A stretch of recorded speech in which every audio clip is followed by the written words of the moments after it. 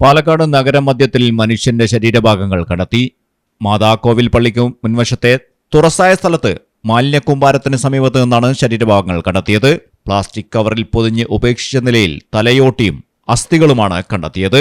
വ്യാഴാഴ്ച നഗരസഭയിലെ ശുചീകരണ തൊഴിലാളികളാണ് തലയോട്ടി അടക്കമുള്ള ഭാഗങ്ങൾ ആദ്യം കണ്ടത്.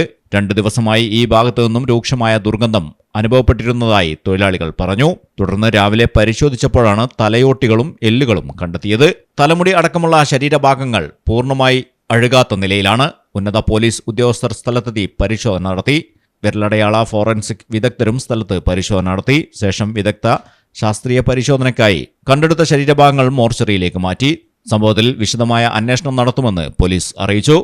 മലയാളം ടെലിവിഷൻ, പാലക്കാട്.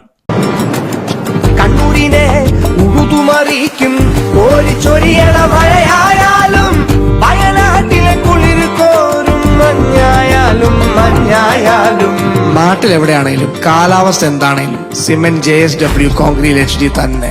നാട്ടിലെവിടെ?